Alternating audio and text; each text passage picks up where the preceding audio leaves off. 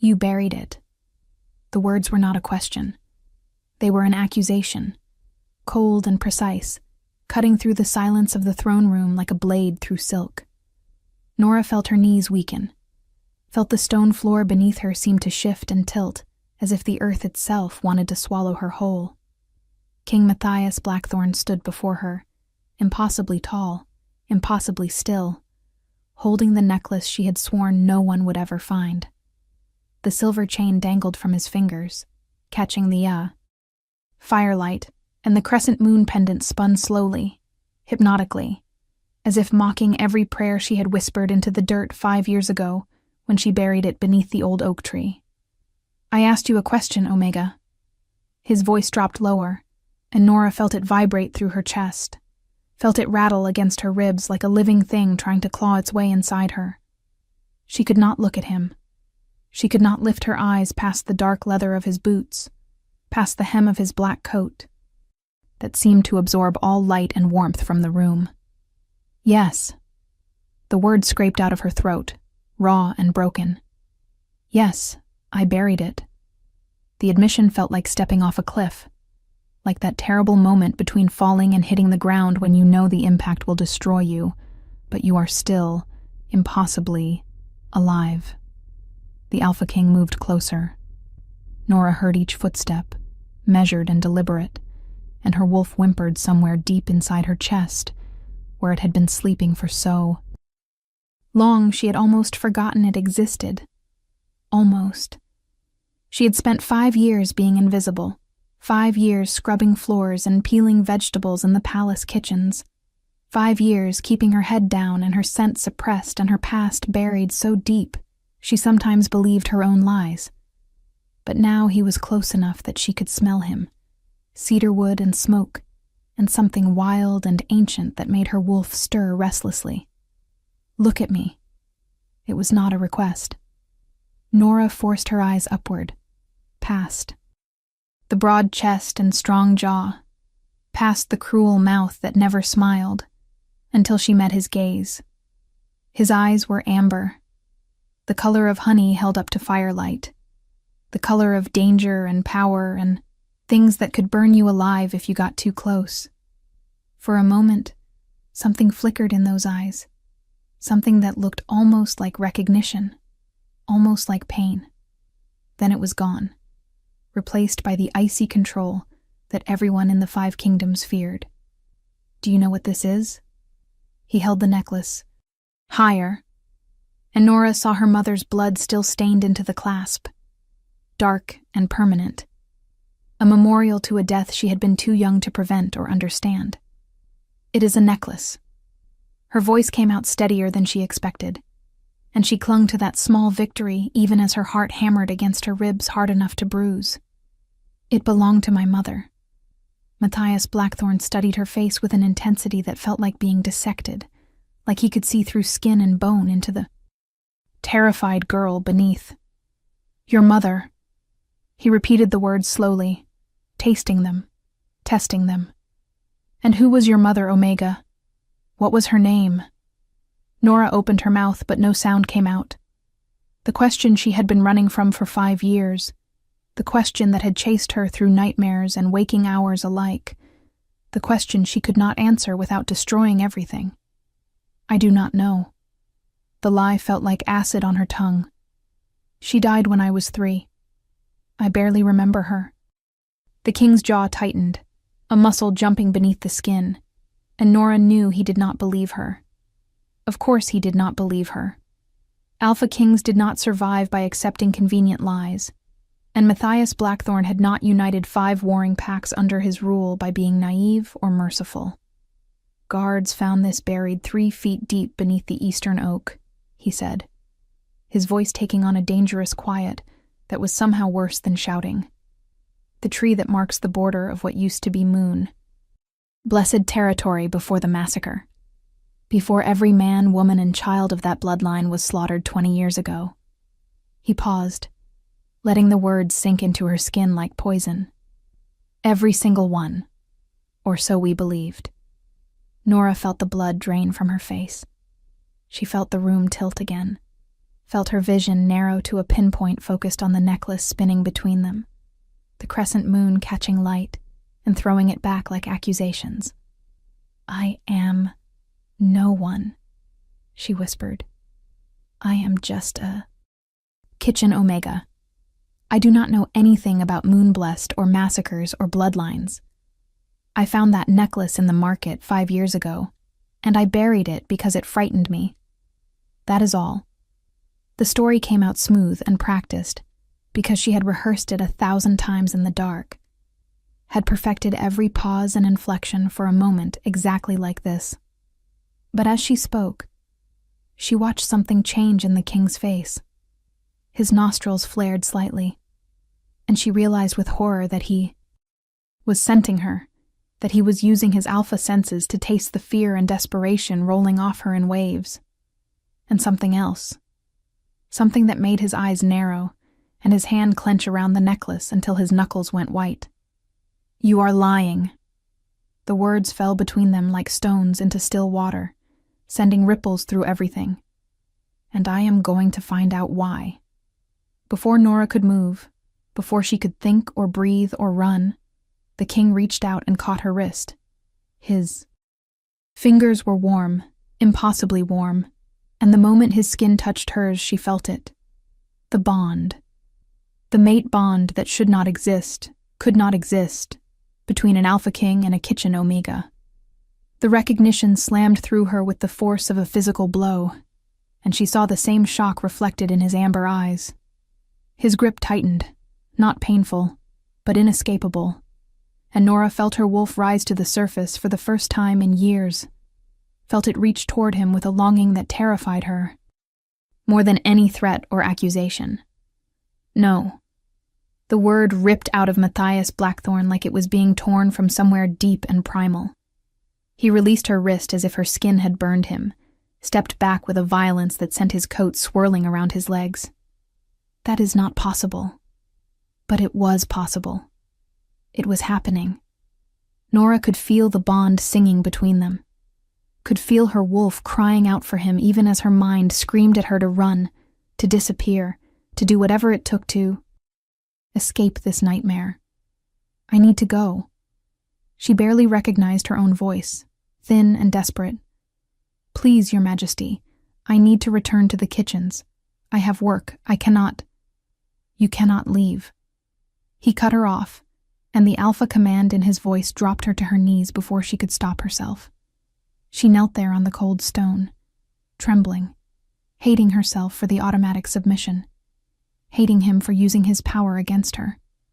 "You will remain in the palace under guard until I determine what you are and what threat you pose to this kingdom." Threat. The word echoed in her skull. She was no threat to anyone. She had spent 5 years being invisible, 5 years being nothing, specifically so she would never be a threat. "I am no one," she said again. And this time she heard the plea beneath the words. "Please, Your Majesty, I am no one." Matthias Blackthorne looked down at her, and for a moment his expression softened into something that might have been regret or might have been exhaustion. Then the mask of the ruthless king slid back into place. "If that were true," he said quietly, "then my wolf would not be calling you mate. And this necklace would not bear the royal seal of the moon-blessed queens." He turned away, the necklace still clutched in his fist, and gestured to the guards who had been standing silent witness to her unraveling. "Take her to the North Tower. Post guards at her door. No one enters or leaves without my explicit permission." As strong hands closed around her arms and lifted her to her feet, as she was led from the throne room toward an uncertain fate, Nora caught one last glimpse of the king. He stood alone before his throne, staring at the necklace in his hand, and the expression on his face was not triumph or anger. It was something far more complicated, something that looked almost like hope. The North Tower room was not a cell, but it was not freedom either. Nora stood at the narrow window watching the sun set over the palace grounds, watching the shadows lengthen and swallow the gardens where she had buried her past, and any hope of a peaceful future. The room was small, but well appointed, with a proper bed and a fireplace, and even a small desk with paper and ink, as if she were an honored guest rather than a prisoner awaiting judgment. But the guards outside her door were very real, and the lock that had clicked shut behind her was solid iron. She had no illusions about what came next. King Matthias would investigate her. He would dig through every story she had ever told, would question everyone who had ever known her, would eventually discover that Nora Winters, the Kitchen Omega, had appeared at Silver Creek Pack 5 years ago, with no history and no family, and nothing but a desperate story about running from an abusive mate. That story had been enough then, when she was young and terrified and clearly broken. No one questioned an Omega fleeing violence.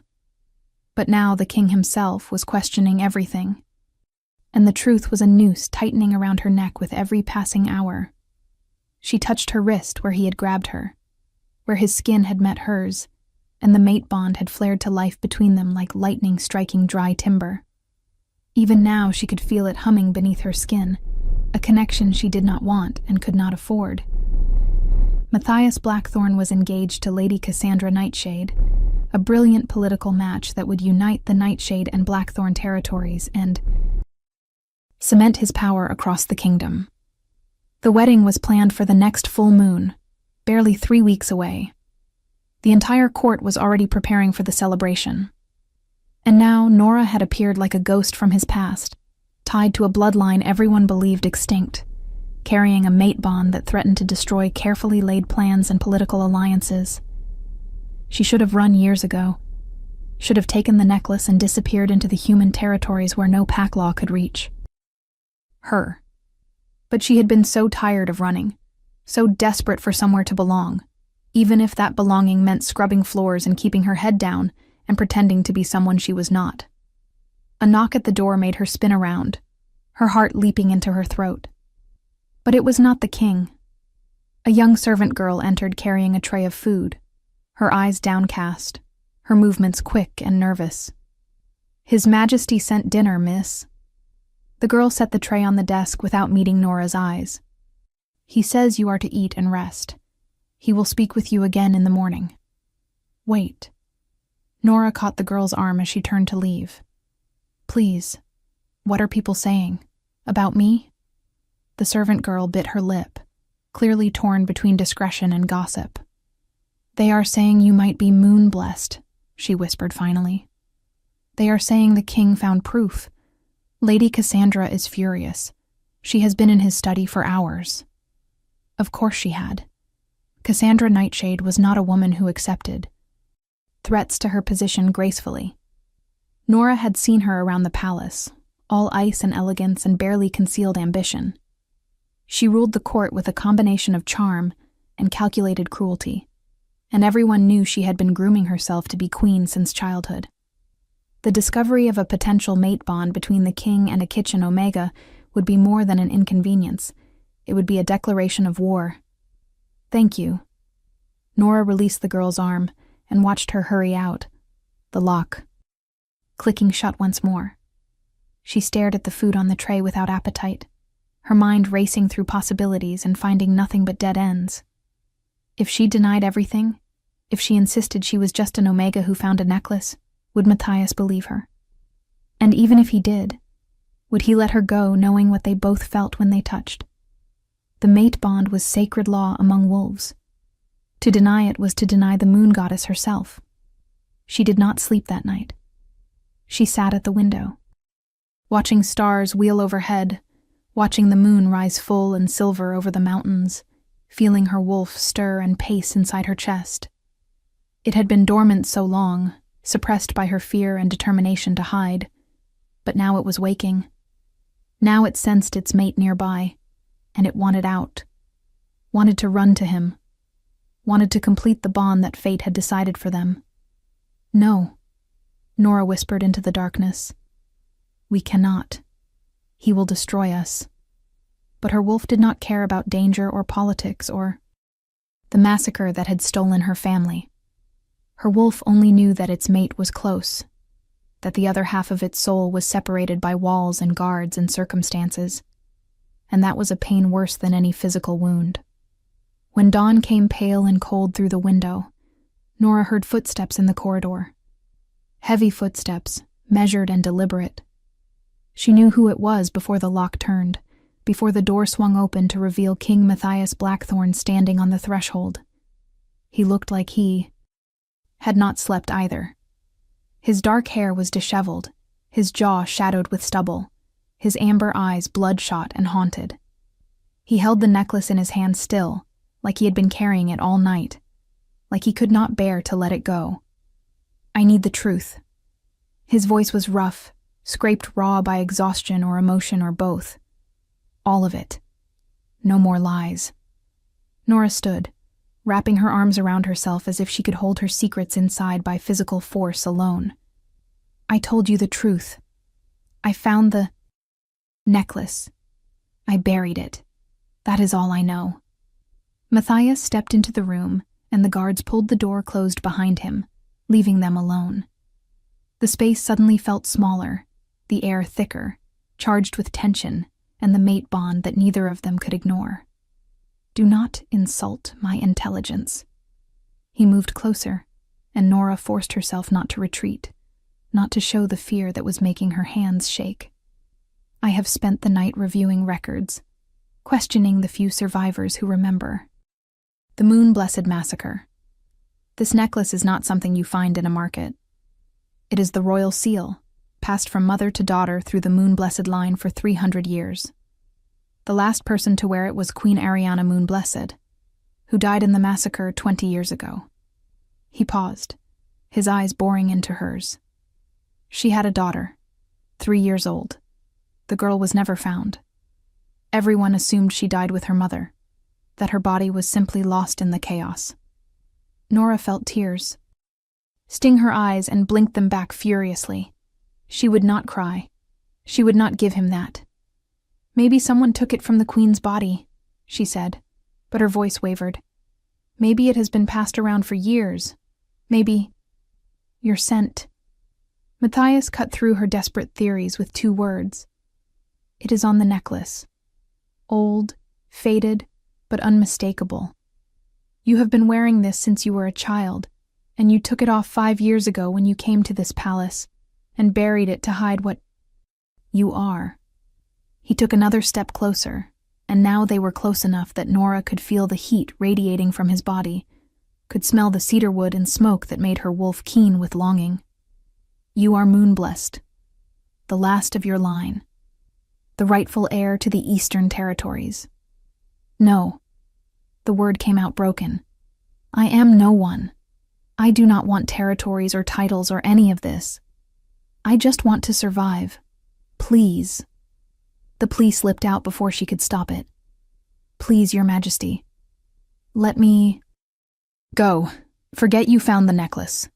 Marry Lady Cassandra and unite your kingdoms, and I will disappear. I am good at disappearing. You will never see me again." Something flashed across Matthias's face, something that looked like pain. "I cannot do that." "Why?" Nora's voice rose, desperation cracking through her careful control. "Why does it matter? The Moon-Blessed are gone. That bloodline ended 20 years ago. Let it stay dead. Because you are my mate." The words fell between them like a bomb exploding in slow motion. "Because the moment I touched you, I felt it. And I know you felt it too. Because the mate bond is sacred law, and to deny it would make me no better than the monsters who slaughtered your family." His voice dropped to something almost tender, almost vulnerable. "And because I have spent 20 years trying to atone for what happened to the moon, blessed, and I will not let the last survivor of that massacre disappear into nothing because acknowledging her existence is inconvenient." Nora stared at him, seeing him clearly for the first time, seeing past the cruel king reputation to the man beneath, the man who carried guilt like a physical weight, who looked at her with something that might have been hope if hope were not so dangerous. "You were there," she whispered. "During the massacre. You saw what happened." Matthias's jaw tightened. I was 16. My father was fighting to unite the packs under his rule, and he saw the moon blessed as a threat to his power. Their magic was too strong, their influence too great.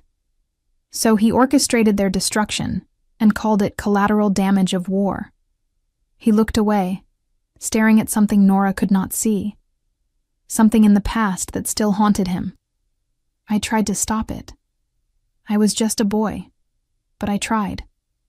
I got to your mother's chambers too late.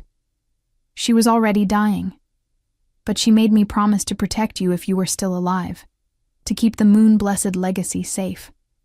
I searched for weeks, but I never found you. Eventually, I convinced myself you must have died too. The pain in his voice was real. Nora could feel it through the mate bond, could feel the years of guilt and grief he had carried. But sympathy was a luxury she could not afford. So, this is about your guilt, she said flatly. About redemption. I am not a person to you. I am a way to make yourself feel better about the past. No. The word came out sharp and fierce. Matthias closed the remaining distance between them and caught her, face in his hands, forcing her to meet his eyes. You are my mate. You are the woman my wolf has been searching for my entire life. The moon-blessed legacy is important, and the truth about the massacre needs to be revealed, but that is not why I cannot let you go. His thumbs brushed over her cheekbones, gentle despite his intensity. I cannot let you go because losing you would destroy me. The mate bond flared between them at his touch, stronger than before, nearly overwhelming. Nora felt her wolf surge up, felt it crying yes, yes, yes, even as her mind screamed warnings about danger and politics and the impossibility of this situation. You are engaged, she managed. In 3 weeks you marry Cassandra Nightshade. I will break the engagement. The certainty in his voice sent chills down her spine. The mate bond supersedes all other commitments. It is moon law. She will not accept that. The Nightshade pack will not accept that. You are talking about starting a war. Nora tried to pull away, but his hands held her steady, kept her anchored when she wanted to flee. And what about me? I never asked to be moon-blessed. I never wanted this legacy or this power, or any of the responsibility that comes with it. I just wanted to be left alone. I know. Matthias's voice softened. I know you are frightened. I know you have spent years hiding, years surviving, and now I am asking you to step into danger and claim a birthright you never wanted. But you are the last moon-blessed. Nora, the magic in your blood is awakening whether you want it to or not. I can feel it building inside you, can see it in your eyes. If you do not learn to control it, if you do not accept what you are, it will consume you. His words hit too close to truth. Nora had been feeling it for weeks now, the restless energy beneath her skin, the way shadows seemed to move when she walked past, the dreams of running through moonlit forests with silver light trailing from her fingertips. She had been ignoring it, suppressing it, but she could not suppress it forever. What if I am not strong enough? The question came out small and scared, and she hated herself for the vulnerability. What if I claim this legacy and I fail? What if I cannot control the power, or lead the people, or be what everyone needs me to be? Then I will be there to catch you. Matthias leaned down until his forehead rested against hers, until they were breathing the same air. I will teach you to control your power. I will protect you from those who would use or destroy you, and I will stand beside you when you reclaim what was stolen from your family. His eyes searched hers, earnest and intense. But you have to trust me. You have to stop running. If you are enjoying this story, do not forget to leave a like and subscribe to the channel for more emotional stories like this one. Trust. The word felt foreign on her tongue, impossible and terrifying, and maybe the only option she had left. Nora closed her eyes, felt the mate bond humming between them, felt her wolf settling into a contentment it had never known before. When she opened her eyes again, Matthias was still there, still waiting, still offering her a future that seemed like madness. "If I do this," she said slowly, "if I agree to accept my heritage and let you break your engagement and face whatever consequences come, you have to promise me something. Anything. You have to help me find out who really ordered the massacre." Nora's voice hardened. "My mother told me things before she died, things I did not understand when I was 3, but that I have remembered all these years. She said it was not just your father who wanted the Moon-Blessed destroyed. She said there was a traitor, someone close to the Moon-Blessed court who betrayed us from within. Someone who is still alive." Matthias went very still. "Are you certain?" "I remember her words exactly. She said trust no one with ancient blood. She said the traitor wears 2 faces. She said they would come for me if they knew I survived." Nora met his eyes steadily. "If I am going to step out of the shadows and claim my birthright, I need to know who to fear. I need to know who wanted my family dead and why." The king was quiet for a long moment, his expression thoughtful and troubled. "If there is a traitor with ancient blood still living, someone who has hidden their involvement for 20 years, exposing them will be dangerous. They will do anything to protect their secret. I know." Nora straightened her shoulders, feeling something settle inside her, some decision made. "But I am tired of being afraid. I am tired of hiding who I am because of what someone else did to my family. If you are asking me to be moon-blessed, to claim that legacy and that power, then I am going to do it right. I am going to finish what they started 20 years ago when they tried to destroy us. I am going to find justice for my mother." Matthias studied her face, and then, slowly, deliberately, he smiled. It transformed his severe features, made him look younger and less burdened, and Nora felt her breath catch at the beauty of it. "There she is," he murmured. "There is the moon-blessed queen I have been waiting for." He released her face, but caught her hand instead, threading his fingers through hers. "Very well. We will find your mother's killer together. But first, you need to learn to control your power, and I need to break an engagement and deal with the political fallout. Are you ready for what comes next?" Nora looked down at their joined hands, at the way his large, calloused palm engulfed her smaller one, at the rightness of it, despite everything telling her this was impossible. "No," she admitted, "but I will do it anyway." The next 3 days passed in a whirlwind of revelation and preparation that left Nora's head spinning. Matthias moved her from the tower to a suite of rooms in the royal wing, rooms that had once belonged to visiting dignitaries and now were hers alone. He assigned her a personal guard, a stern woman named Helena, who had served in his father's army and now watched Nora with sharp, intelligent eyes that missed nothing. And he began teaching her about her power, about the magic that flowed through moon-blessed blood.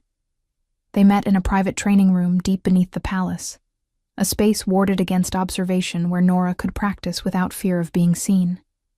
Matthias brought books, old texts written in the flowing script of the moon-blessed language that Nora could somehow read despite never learning it. He brought artifacts, objects that had belonged to her mother and grandmother and great-grandmother, each one humming with residual magic that called to something in Nora's blood. Moon-blessed power is different from normal wolf magic, Matthias explained, as they stood in the center of the warded room, moonlight filtering through a high window to puddle silver on the stone floor. It is older, more primal. Your ancestors could call moonlight itself, could weave it into shields and weapons and healing. They could speak to wolves across vast distances, could sense lies and truth, could see possible futures in moon pools. He gestured for her to stand in the moonlight. The power is tied to the lunar cycle. It will be strongest during the full moon and weakest during the new moon. Right now, we are 3 days past full, so you should have significant strength available. Nora Oneng. stepped into the silver light and gasped as power flooded through her. It felt like lightning in her veins, like ice and fire and electricity all at once. The shadows in the room leaped and danced, responding to her presence, and she felt her wolf surge to the surface with a joy that was almost painful. "I can feel it," she breathed. "I can feel everything." "Good." Matthias circled her slowly, watching with intense focus. "Now reach for it. Imagine the moonlight is a thread you can grasp, a tangible thing you can shape and mold. Do not force it. Moon-blessed magic responds to will and intention, not strength." Nora closed her eyes and reached inside herself for the power she could feel waiting there. It came to her easily, almost eagerly, as if it had been sleeping all these years and was thrilled to finally wake. She felt it gather in her palms, felt it cool and silver and potent. When she opened her eyes, she was holding light. Actual moonlight, condensed and glowing, floating. Between her hands like a small sun made of silver instead of gold. Matthias made a sound that might have been surprise or approval. "Impressive. Most moon-blessed need weeks of training to manifest their power physically. You did it on your first try." "It feels natural," Nora admitted, staring at the light in wonder. "Like breathing. Like it was always supposed to be there and I just did not know how to access it." She experimented, willing the light to change shape, watching it flow and reshape according to her thoughts. Within minutes, she had created a sphere, then a blade, then a delicate flower that glowed softly in her palm. "Your mother would be proud." Matthias's voice was gentle. She was the most powerful moon-blessed of her generation. They said she could call down the moon itself if she chose, could blanket entire battlefields in healing light or destructive force, depending on what was needed. That is why my father feared her. Not because of territory or politics, but because her power made her untouchable. Nora let the moonlight dissipate, feeling suddenly exhausted as the power drained back into the well inside her. "Tell me about the massacre. I need to know what happened that night." Matthias was quiet for a long moment, his expression distant and troubled. "My father sent his best warriors to the moon-blessed stronghold under the guise of a diplomatic visit. Your mother welcomed them because the Pax had been at peace for months, because she believed the treaties would hold. But it was a trap. At midnight, when the full moon was highest, my father's men attacked. His voice went flat, emotionless, the only way he could tell the story. They killed everyone they could find, used silver and fire because those are the only things that can truly kill a moon-blessed. The stronghold burned for 3 days. By the time I arrived with reinforcements, there was nothing left but ash and bodies. How did I survive? Nora asked, though she already knew part of the answer. Your mother. Matthias met her eyes. When I found her, she was barely alive, but she had hidden you somewhere with magic. She would not tell me where, would not risk my father discovering your location if he questioned me. She just made me promise to protect you if you appeared, and then she died. He paused. I found her necklace in the rubble weeks later. I kept it all these years, hoping someday I would find you and return it. I never imagined I would find you working in my own palace kitchens.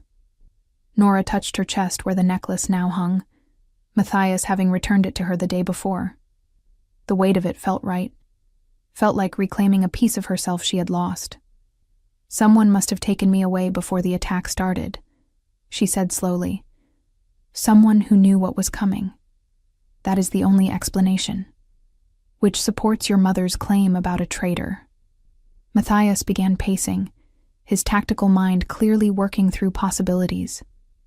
Someone, with inside knowledge of moon-blessed defenses. Someone your mother trusted enough to have access to you. Someone who could have spirited you away without being questioned. And someone who has spent 20 years believing I was dead, Nora added. If they discover I am alive, I become a threat to whatever they gained from the massacre. Which is why we need to be careful about revealing your identity. Matthias stopped pacing and turned to her. The court does not know yet who you really are. They know I found something significant, know I have moved you to the royal wing, but I have not made any official announcements. That gives us time to investigate without alerting the traitor to your survival. But you still need to break your engagement to Cassandra. Nora felt her stomach tighten at the thought. She will demand explanations. The court will demand explanations. How do you plan to handle that? Matthias's expression went grim. I am meeting with Cassandra tonight to end the engagement. It will not be pleasant, but the mate bond gives me unassailable grounds. Even the Nightshade Pack cannot argue with Moon Law. She will hate me. She already hates you. His lips quirked in something that was not quite a smile. Cassandra is many things, but she is not stupid. The moment I moved you from the tower to the royal wing, she understood what you mean to me.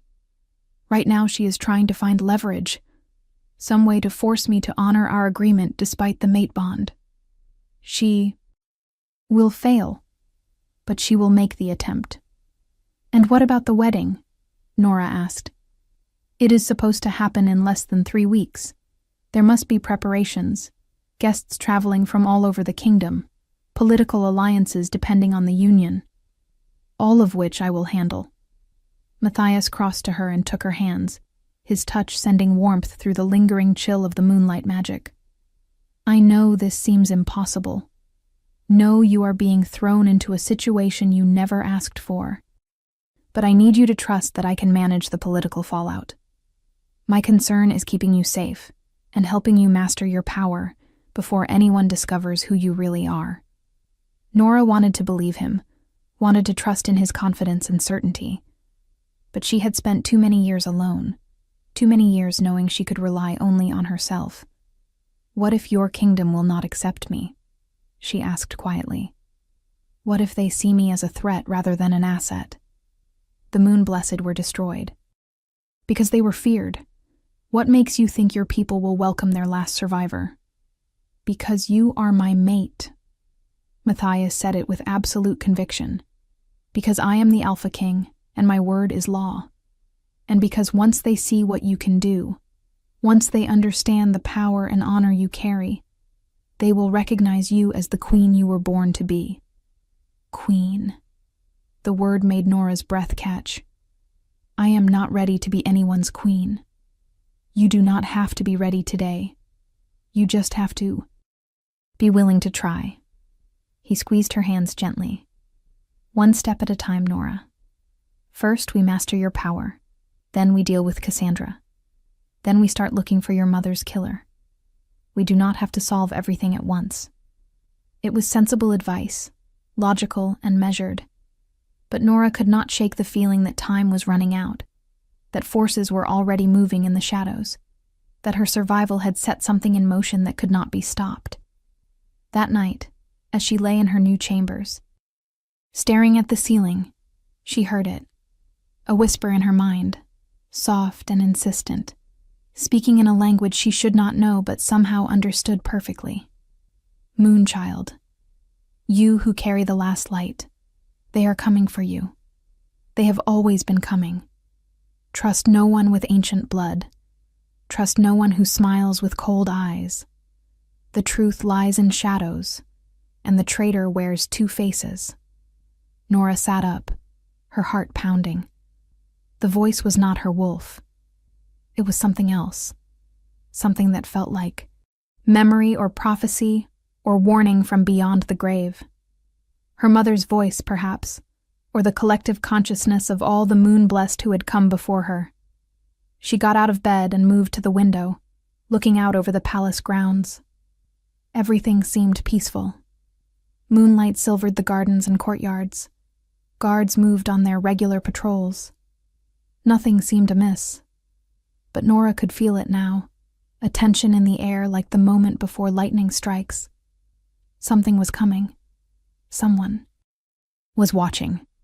And her emergence from the shadows had just painted a target on her back that she could not remove. What do you think will happen next? Leave your predictions in the comments below. The next morning, Nora woke to find Helena standing at the foot of her bed, the guard's face grim and urgent. Lady Cassandra has requested an audience with you, Helena said without preamble. The king said the choice is yours, but he advises against it. Nora sat up, pulling the blankets around herself. Did she say what she wants? No. But she has been in the throne room since dawn, and she has the entire Nightshade delegation with her. Helena's tone made it clear what she thought of that development. This is a power play. She wants to intimidate you, wants to make you feel small and frightened so you will remove yourself as an obstacle to her marriage. Then we should not give her the satisfaction. Nora surprised herself with the steadiness of her voice. Tell Lady Cassandra I will meet with her in 1 hour, and inform His Majesty of the meeting so he can attend if he wishes. Helena's eyebrows rose slightly, respect flickering in her expression. As you command, my lady. The title felt strange, but Nora did not correct it. If she was going to do this, if she was going to step into the role Matthias and fate had thrust upon her, she needed to start acting like someone worth respecting. She dressed carefully in one of the gowns that had been provided for her. A depot. Blue silk that brought out the silver undertones in her eyes. She wore the moon-blessed necklace prominently, letting it catch the light.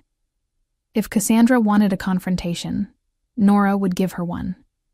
But she would do it looking like she belonged here, like she had every right to wear royal colors and meet with the king's former fiancé as an equal. When she entered the throne room an hour later, with Helena at her back and her chin held high, the effect was immediate. Cassandra Nightshade stood. In the center of the room, surrounded by a dozen men and women in the black and silver colors of her pack. She was beautiful in the way of ice sculptures, all sharp angles and perfect features and cold calculation. Her blonde hair was swept up in an elaborate style that emphasized her long neck, and her dress was stunning, a creation of white silk and diamonds that must have cost a fortune. She looked every inch a queen. She looked like someone who belonged on a throne. And when her ice-blue eyes landed on Nora, the hatred in them was pure and undisguised. So this is the little kitchen rat who thinks she can steal a king. Cassandra's voice was cultured, aristocratic, dripping with disdain. How charming. Nora felt the barb hit home, felt the old insecurity rise up to choke her. But she pushed it down, forced herself to remember the moonlight in her hands, the power singing in her blood, the legacy she carried. She was not a kitchen rat. She was moon-blessed. She was the daughter of queens. Lady Cassandra. Nora inclined her head politely, refusing to be baited. You requested this meeting. How may I assist you? The cool response seemed to surprise Cassandra, who had clearly expected fear or deference. She recovered quickly, her smile sharpening into something cruel. I wanted to see you for myself. Wanted to understand what could possibly make the Alpha King forget his duty, forget his kingdom, forget the alliances that keep his people safe. She took a step closer, and Nora felt the weight of her Alpha presence pressing down like a physical force. I wanted to know what makes you special enough to destroy everything I have worked toward for 10 years. I did not ask for any of this. Nora kept her voice steady despite the pressure. I did not seek out the king, or manipulate the mate bond, or try to interfere with your engagement. Fate made that choice, not me. Fate. Cassandra laughed, and the sound was like breaking glass. How convenient to blame fate when you are benefiting from it. Tell me, rat, did fate also guide you to bury a royal artifact? Did fate teach you to hide your true nature while working in the palace kitchens? Or was that just strategy? The accusation hung in the air, dangerous and barbed. Nora felt the Nightshade delegation watching her with predatory interest, felt them judging and measuring and finding her wanting. I buried the necklace to survive, Nora said quietly.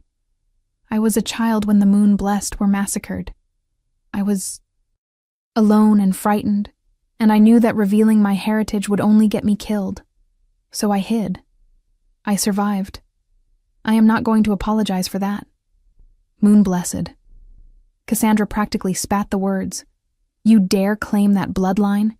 You dare stand here wearing that necklace as if you have any right to it? She moved closer still, and now they were only a few feet apart, close enough that Nora could see the fury and fear warring in her eyes. The Moon-Blessed are dead. That power is gone. Whatever you think you are, whatever you think you can offer the king, it is nothing compared to the real alliance I represent. I am Nightshade nobility. I command armies. I bring wealth and territory and connections that span the 5 kingdoms. What do you bring? Memories of a dead bloodline and a convenient mate bond? The door to the throne room opened before Nora could respond, and King Matthias entered with a presence that filled the space like thunder rolling across mountains. He took in the scene. With one sweep of his amber eyes, his expression darkening when he saw how close Cassandra stood to Nora, how aggressive her posture was. That is enough. His voice carried the weight of absolute authority, the alpha command that could drop wolves to their knees. You will step away from her, Cassandra. Now. Cassandra turned to face him, and her beautiful face twisted with betrayal and rage. How can you do this? How can you throw away everything we planned, everything we built together for some Omega pretending to be special? She is not pretending. Matthias crossed to stand beside Nora, and his proximity made the mate bond flare to life between them, visible to everyone in the room as a shimmer of silver light. She is moon-blessed, the last of that bloodline, and she is my mate. Those 2 facts make her not only special, but essential. Our engagement is over, Cassandra. I am sorry, but that is the reality we must all accept. No. The word came out raw and broken. Cassandra stood frozen, staring at Matthias like she could not quite believe what she was hearing. No, you do not get to do this. We have an agreement, a contract signed by both our packs. You cannot just walk away because you felt a mate bond with some random Omega. The mate bond supersedes all contracts. Matthias's voice gentled slightly, showing compassion even as he delivered the final blow. You know this. It is moon law, sacred and unbreakable. I did not choose this, did not plan it, but I cannot deny what fate has given me. I will honor our alliance in other ways, will ensure the Nightshade Pack loses nothing by this change, but I cannot marry you. Not when my mate stands before me. Cassandra looked between them, her chest heaving, tears gathering in her eyes, though her pride would not let them fall. I have given you 10 years, she whispered. 10 years of my life preparing to be your queen, and you are throwing it away for her? She pointed at Nora with a trembling hand. For some girl who does not even know who she is, who has been hiding in your kitchens like a coward while I was building alliances and managing your court. I am sorry. Matthias said it with sincerity, and Nora could feel his genuine regret through the mate bond. I truly am. You would have made an excellent queen, but you are not my mate. She is, and I cannot change that any more than I can change the phases of the moon. The silence that followed was devastating. Nora watched emotions flash across Cassandra's face. Grief, fury, humiliation, calculation, each one there and gone in seconds as she processed the destruction of her carefully laid plans. When Cassandra finally spoke again, her voice was cold and controlled, all emotion locked away behind perfect aristocratic composure. Very well. If this is your choice, then I will respect it. But understand, Your Majesty, that the Nightshade Pack will not forget this insult. You have made an enemy today, and we have long memories. She turned to her delegation. We are leaving. There is nothing for us here anymore. As the Nightshade group swept toward the door, Cassandra paused beside Nora. She leaned in close enough that only Nora could hear her whisper. If you think you have won, little rat, you are even more naive than I thought. There are things happening in this palace that you cannot begin to understand. Secrets that will destroy you if you are not careful. Watch your back, and watch who you trust. Not everyone wants the moon blessed to return.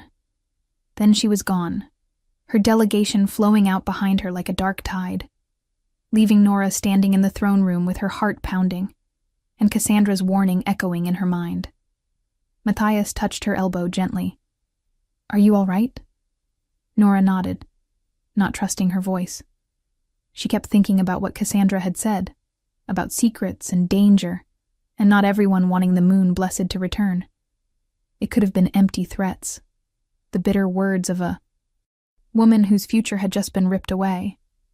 But something in Cassandra's eyes had looked almost like genuine warning, like she knew something Nora needed to know. "She is angry," Matthias said, misreading her silence. "But she will accept it eventually. The Nightshade Pack is pragmatic. They will find another alliance, another way to strengthen their position.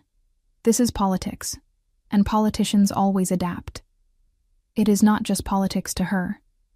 Nora finally found her voice. "She loved you. Or at least she loved the idea of being your queen.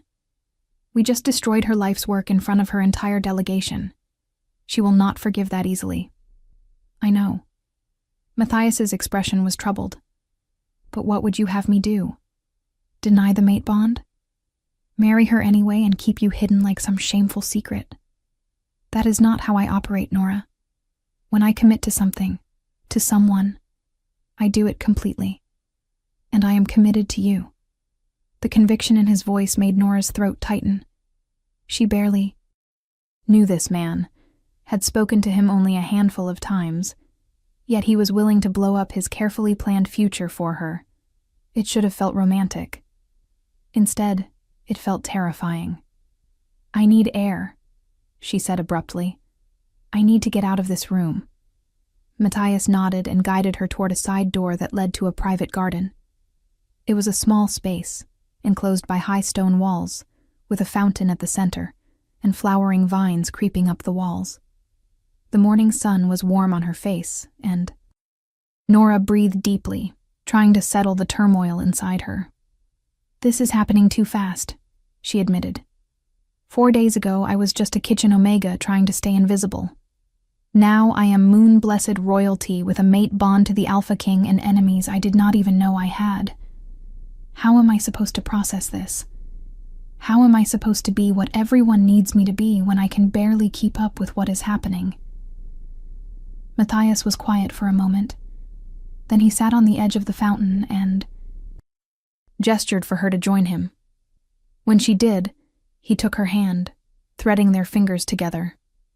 "When I became Alpha King at 19 after my father died, I felt exactly the same way. I was too young, too inexperienced, and I had inherited a kingdom built on blood and fear. Everyone expected me to be just like my father, expected me to rule with an iron fist and crush anyone who opposed me. But I did not want that. I wanted to build something better, something my father's victims could respect, rather than fear." He looked at her intently. "So I did it one day at a time, one decision at a time. I stopped trying to see the whole overwhelming picture and focused on what I could control right now, in this moment. That is how you survive impossible situations. You break them into manageable pieces." Nora squeezed his hand, drawing comfort from the contact. "What is the manageable piece right now? Right now, you focus on training your power. Let me handle the politics, the court intrigue, the fallout from Cassandra. You work on becoming strong enough to defend yourself, on learning what it means to be moon-blessed. Everything else will wait." It was good advice, practical. But Nora could not shake the feeling that time was not on their side, that something was already moving in the shadows that would not wait for her to be ready. "Tell me about ancient blood," she said suddenly. "My mother's warning. She said the traitor has ancient blood. What does that mean?" Matthias frowned. Ancient blood refers to the original pack lines, the bloodlines that can be traced back to the first wolves who walked this land. There are only a handful of families who can claim true ancient blood. The moon-blessed were one. The Blackthorns are another. The Nightshades, despite Cassandra's relatively recent rise to power, can trace their line back 600 years. He paused. If your mother was right about a traitor with ancient blood, it narrows our suspects significantly. But it also makes the investigation more dangerous. Families with ancient blood have power, influence, and resources most people cannot touch. If you want to see how this story ends, make sure you are subscribed with notifications on. Nora felt a chill run down her spine. How many families are we talking about? In the 5 kingdoms? Perhaps a dozen with legitimate claims, but only 5 or 6 with enough power and proximity to have been involved in the Moon-Blessed massacre. Matthias began ticking them, off on his fingers. Blackthorn, Nightshade, Silverfang, Ironwood, Moonstone, and Ravenwood. Each family has held territory for centuries.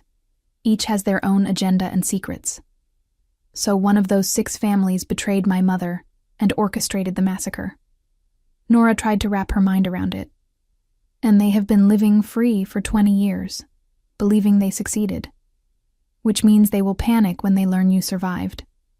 Matthias's expression was grim. We need to move carefully. Need to gather evidence before we make any accusations. Accusing an ancient blood family without proof could tear the kingdom apart. They sat in silence for a while, the fountain burbling peacefully beside them, the sun climbing higher in the sky. Nora found herself studying Matthias's profile, the strong jaw and straight nose, the way his dark hair fell across his forehead. He was handsome in a severe way, but more than that, he radiated competence and control. It was comforting and intimidating in equal measure. Why did your father really want the Moon-Blessed destroyed? She asked softly. You said he feared their power, but was that all? Or was there something else? Matthias was quiet for so long, Nora thought he might not answer. Then he sighed, a sound filled with old pain. My father was a tyrant. He believed might made right. That strength was the only currency that mattered. The Moon-Blessed represented everything he hated. Power that came from magic rather than physical. Dominance, leadership based on wisdom rather than fear. A female monarchy in a world he thought should be ruled by alpha males. His jaw tightened. But there was something specific, too. He wanted the Moon-Blessed healing pools. Your people controlled 3 sacred sites, where moonlight gathered in water with healing properties so potent they could cure almost any injury or illness. My father wanted those sites for himself, wanted to control who could access healing, and use it as leverage over the other packs. So he murdered an entire bloodline for 3 pools of water? Nora felt sick. That is monstrous. Yes, it was. Matthias met her eyes. My father was many terrible things, and his greatest crime was not the massacre itself, but the fact that he felt no remorse afterward. He celebrated it as a strategic victory, as one less rival to his power. That is when I started planning to take his throne. I knew I could not let him rule any longer, could not let his cruelty define what it meant to be Alpha King. What happened to him? Nora realized she had never asked how Matthias became king, had simply assumed his father died of natural causes. Matthias's expression went carefully blank. He was killed in a hunting accident when I was 19, a tragic arrow to the chest during a boar hunt. Very unfortunate. The way he said it, the precise tone and careful phrasing, made Nora understand. You killed him. It was not a question. I challenged him according to pack law. But my father would never have accepted a legitimate challenge because he knew he was getting old, knew his strength was fading. So yes, I arranged the hunting accident. I killed my own father to take his throne and stop the violence he was spreading. Matthias looked at her steadily, waiting for judgment or horror. Does that change how you see me? Knowing I am capable of patricide? Nora considered the question seriously. Part of her was shocked, disturbed by the casual admission of murder. But another part, the part that carried 20 years of grief and loss, understood the desperate necessity of stopping a monster. "Did you have another choice?" she asked. "Could you have stopped him any other way?" "No. He would have killed me first if he suspected I was plotting against him. And he would have continued destroying packs and families in his quest for total dominance. The Moon-Blessed were not his only victims, just his most famous ones." Matthias ran a hand through his hair, suddenly looking exhausted. "I do not regret killing him, but I carry the weight of it every day. It is one of the reasons I need to find your mother's killer, need to bring justice for the massacre. I can never erase what my father did, but I can try to make amends." Nora shifted closer to him on the fountain's edge.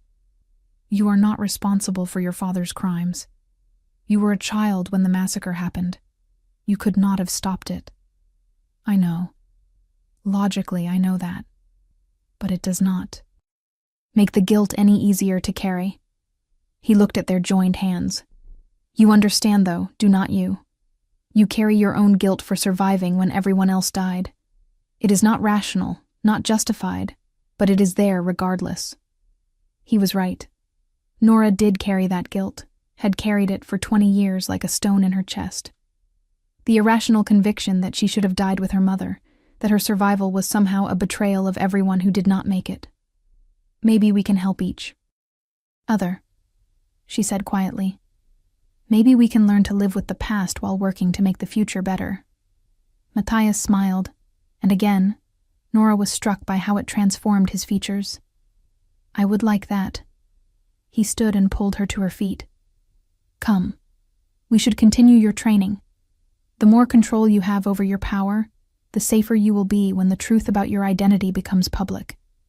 They spent the rest of the day in the warded training room, Matthias guiding Nora through exercises designed to strengthen her connection to moon-blessed magic. She learned to call moonlight even during the day, learned to weave it into barriers and projectiles, learned to sense the lunar energy flowing through the earth beneath her feet. It was exhausting and exhilarating in equal measure, and by the time evening came, Nora was drenched in sweat and trembling with fatigue. "You are a remarkably fast learner," Matthias observed as they climbed the stairs back toward the main palace. "Most Moon-Blessed needed months to reach the level you have achieved in days. Maybe it is because I have been suppressing it for so long." Nora wiped sweat from her forehead. "Like a dam breaking. All that power has been building up inside me for 20 years. They emerged into a corridor, just as one of the palace stewards came running up, his face pale and frightened. "Your Majesty, there has been an incident. You need to come quickly." Matthias's expression hardened. "What kind of incident?" "Lady Helena was attacked in the North Wing. She is alive but badly injured. The healers are with her now." Ice flooded Nora's veins. Helena, her guard, the woman who had been protecting her for days. Where was she when it happened? "Outside your chambers, my lady. She was standing guard while you trained. Someone ambushed her from behind." The steward swallowed nervously. "They left a message carved into the wall beside her. It says, 'The Moon-Blessed should stay dead.'" Nora felt the world tilt. This was not random. This was not coincidence. Someone knew who she was. Someone knew she was Moon-Blessed. And they had just declared war. Matthias grabbed her arm, his grip tight enough to bruise. "We are going to your chambers. Stay close to me and do not touch anything." They ran through the palace corridors, guards falling in around them, until they reached the North Wing, where Nora's rooms were located. Helena lay on the floor in a pool of blood, healers working frantically over her unconscious form. And there on the wall, carved deep into the stone with something sharp and silver, were the words the steward had described. The Moon-Blessed should stay dead. But that was not all. Beneath those words was a symbol, ancient and unmistakable. A crescent moon pierced by a sword. The mark of the Moonstone family, one of the 6 ancient bloodlines Matthias had named. "No," Matthias breathed. "It cannot be them." But the evidence was literally carved into his palace walls. Someone from the Moonstone family had just tried to kill Helena as a warning to Nora. Someone with ancient blood, just as her mother had predicted.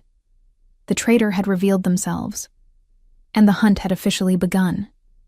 Nora stood frozen, staring at the symbol carved into the stone, feeling her world narrow to that single point of focus.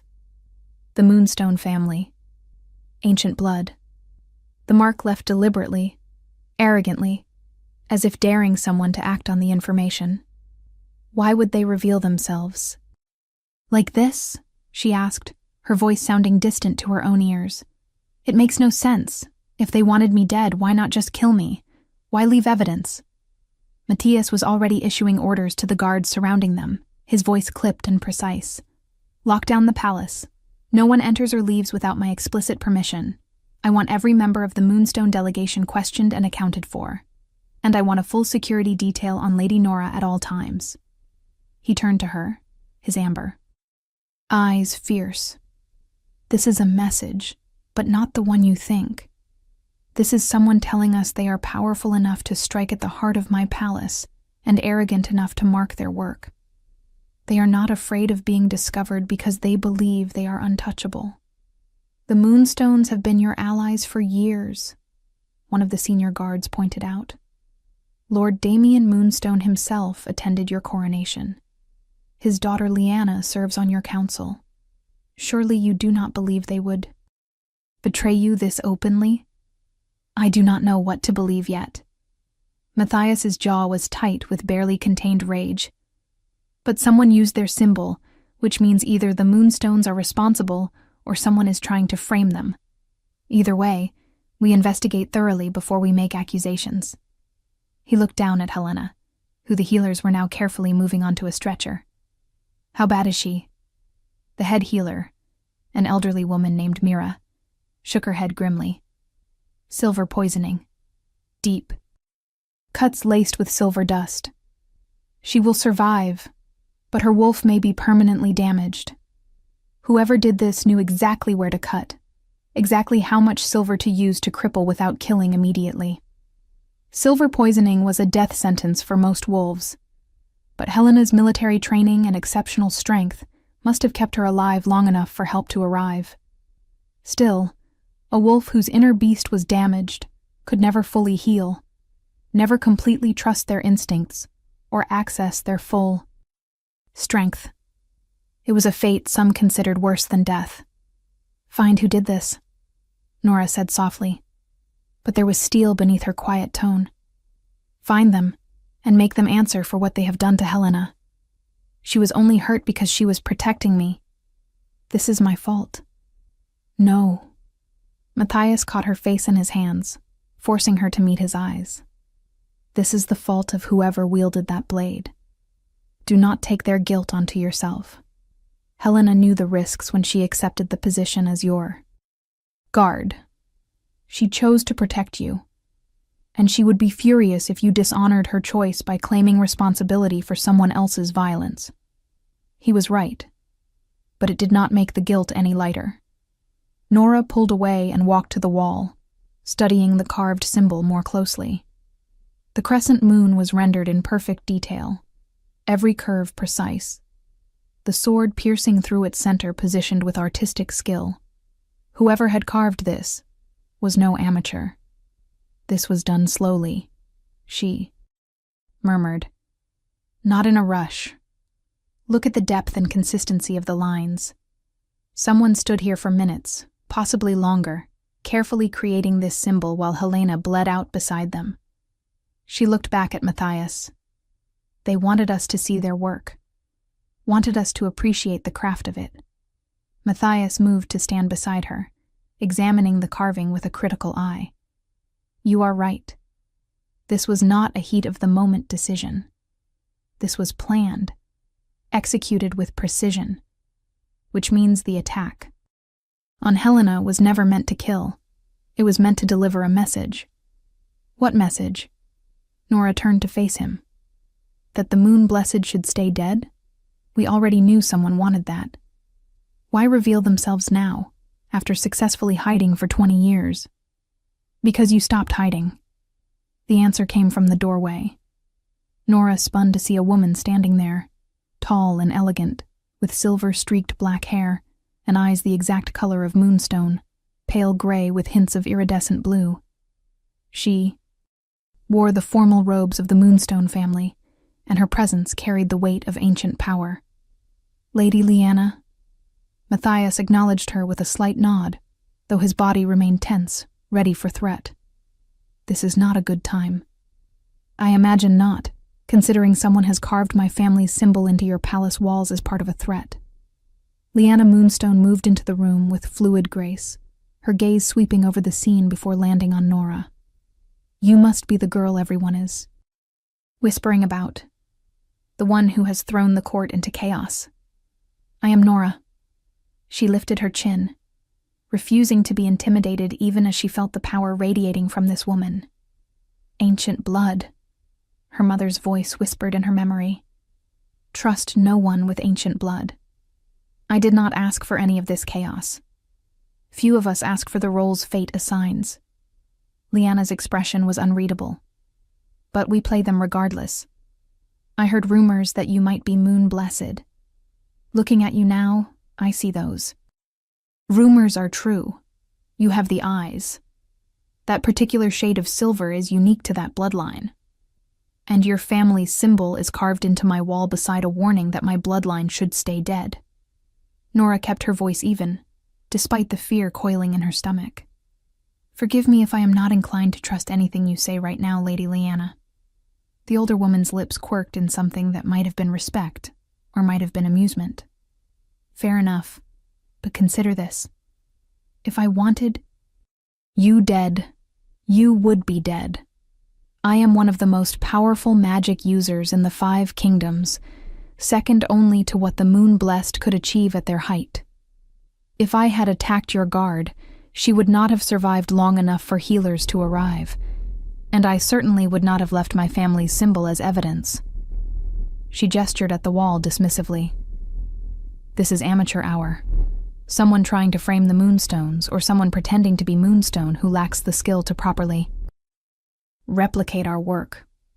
"How do we know you are not lying?" Matthias asked bluntly. "How do we know this is not exactly what you want us to think while you cover your tracks?" Lyanna turned her full attention to the king, and Nora felt the temperature in the room drop several degrees. "Because, Your Majesty, my family has been loyal to the Blackthorn throne for 300 years. Because my grandfather died defending your grandfather during the Western Rebellion.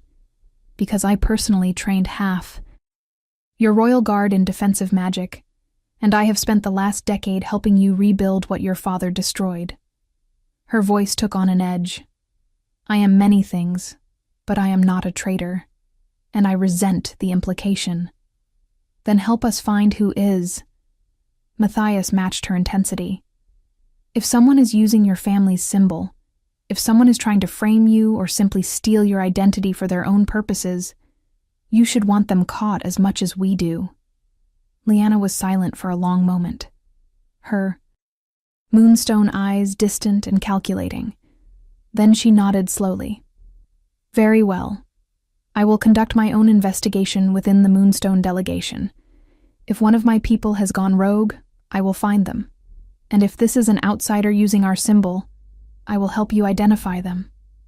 She looked at Nora again, and this time there was something almost like sadness in her expression. "The Moon-Blessed and the Moonstones were allies once, you know. Before the massacre. Our families shared magic theory and research, worked together to strengthen the lunar connection all wolves carry. My mother was devastated when your people were destroyed. She spent years trying to find survivors, trying to preserve what knowledge she could of their traditions. If your family was such good friends with the Moon-Blessed, where were you when they needed help?" The question came out harsher than Nora intended, but she did not take it back. "Where were the Moonstones when my family was being slaughtered?" Pain flashed across Lyanna's face. "We did not know until it was too late. By the time word reached us, the stronghold had already fallen, and the survivors scattered. My mother searched for years, but she never found anyone. She died believing the entire Moon-Blessed line was extinct. Leanna took a step closer, and Nora forced herself not to retreat. If you are truly the last of that bloodline, then I owe you a debt my family has carried for 20 years. The Moonstones failed to protect our allies when it mattered most. That failure haunts us still. The sincerity in her voice was difficult to dismiss. Nora wanted to believe everyone was an enemy, wanted to paint the world in simple blacks and whites where she knew who to trust and who to fear. But Leanna Moonstone was complicated, and complexity made everything harder. I need time to think, Nora said finally. This is all too much, too fast. I cannot sort through accusations and alliances and political maneuvering when someone just tried to kill my guard and left a death threat carved into stone. She looked at Matthias. Can we continue this later? Please? He nodded immediately. Of course. Lady Leanna, I trust you will begin your investigation. If you discover anything relevant, report directly to me. No intermediaries, no delays. Understood, Your Majesty. Leanna bowed formally, her gaze lingering on Nora for a moment longer. For what it is worth, I am glad you survived. The world is diminished by the loss of the blessed. Perhaps your return will restore some balance. Then she swept from the room, leaving a wake of unanswered questions and uncomfortable truths behind her. Matthias turned to Nora, concern evident in every line of his body. You need to rest. Come. I will take you to my personal quarters where I can guarantee your safety. What about my things? Nora gestured vaguely at her chambers beyond the doorway.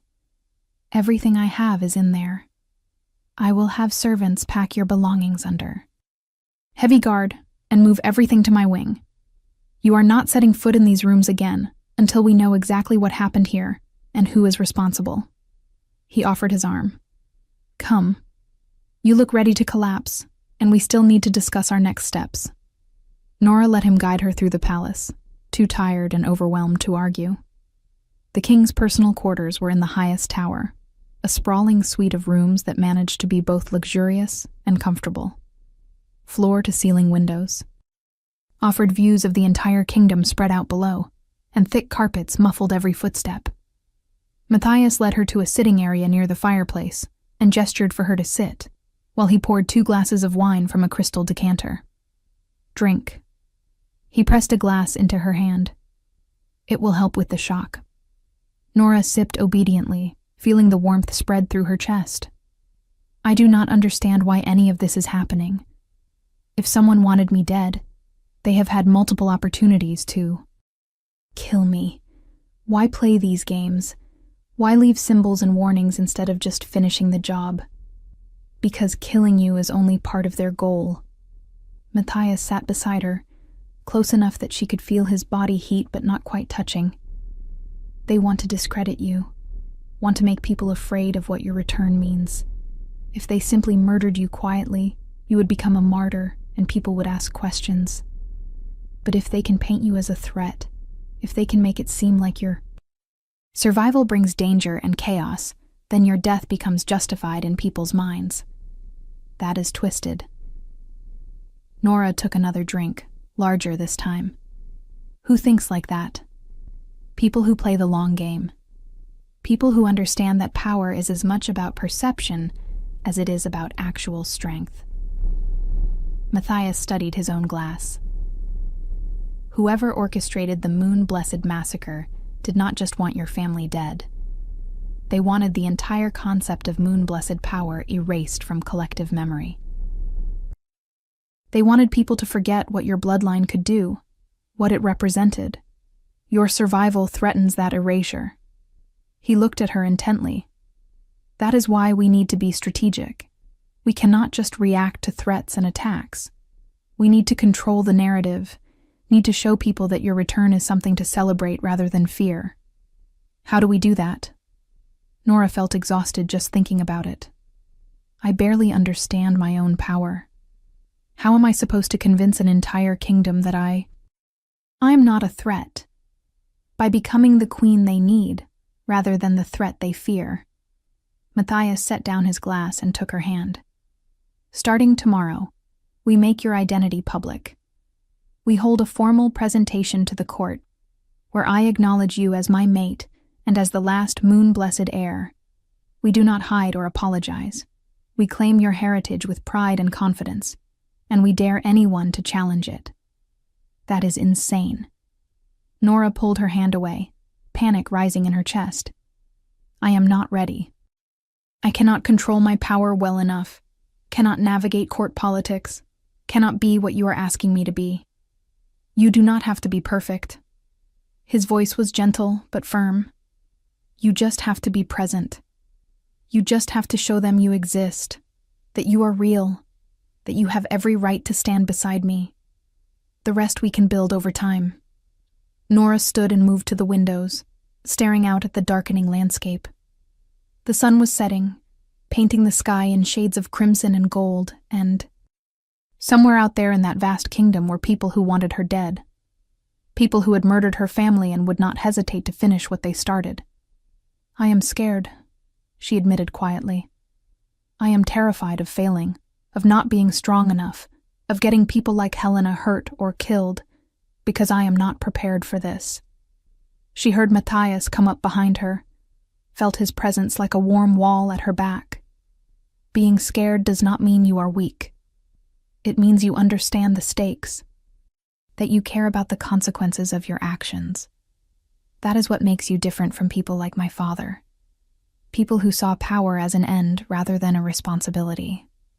His hand settled on her shoulders, gentle and grounding. I know I am asking too much too quickly. I know this is unfair and overwhelming, and you did not choose any of it.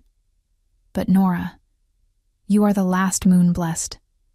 That means something. Not just historically, but spiritually. Your people had magic that could heal and protect and bring light to dark places. The world needs that again. I believe you can be that. Nora closed her eyes, feeling tears threaten. She wanted to believe him, wanted to trust that she could become something worthy of the legacy she carried. But belief and reality were two different things, and the gap between them felt insurmountable. What if the person who carved that symbol is right? She whispered. What if the moon blessed should stay dead? What if bringing that power back into the world causes more harm than good? Then we deal with those consequences together. Matthias turned her to face him, his amber eyes intense and unwavering. But I do not believe that. I have seen what you can do with moonlight, seen the purity and beauty of your magic. That is not something to be feared. That is something to be celebrated and protected and allowed to flourish. He cupped her face in his hands. I know you are scared, but I am here. I am not going anywhere, and I will help you through this every step of the way. You do not have to be strong alone anymore. The mate bond flared between them at his words, and Nora felt her wolf rising to meet his, felt the rightness of his promise even through her fear and doubt. She had spent so many years alone, so many years trusting no one, that the idea of actually relying on someone else felt foreign and dangerous. But maybe that was the point. Maybe strength was not about doing everything yourself. Maybe it was about knowing when to accept help. Tomorrow, she said finally. We make the announcement tomorrow. But tonight I need to rest. Need to process everything that has happened. Can we just exist for a few hours without politics or threats or destiny? Matthias smiled, and it was softer than she had ever seen from him. We can do that.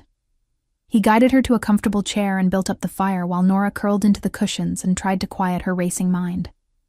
They did not talk much after that, just sat, together in companionable silence, while the sky darkened and stars began to appear. At some point, servants brought food which they picked at without much appetite. At another point, a guard knocked to report that Helena was stable and healing, that she had even regained consciousness briefly, to insist she would return to duty as soon as possible. And through it all, Nora felt the mate bond humming between her and Matthias, a connection that grew stronger with each passing hour. It should have felt invasive, this link to someone she barely knew. Instead, it felt like coming home, like finding a piece of herself she had not known was missing. Dangerous thoughts. Those. Thoughts that could get her heart broken or worse if she was not careful. When she finally fell asleep in the chair, too exhausted to make it to a proper bed, Matthias covered her with a soft blanket and took up guard himself by the door. His last thought before exhaustion claimed him too was a prayer to the moon goddess, that he could keep his promises, that he could protect this woman who had appeared in his life like a gift and a challenge combined. The morning came too quickly, and with it the reality of what they had committed to. Matthias woke before dawn and sent word throughout the palace that there would be a formal court gathering at midday.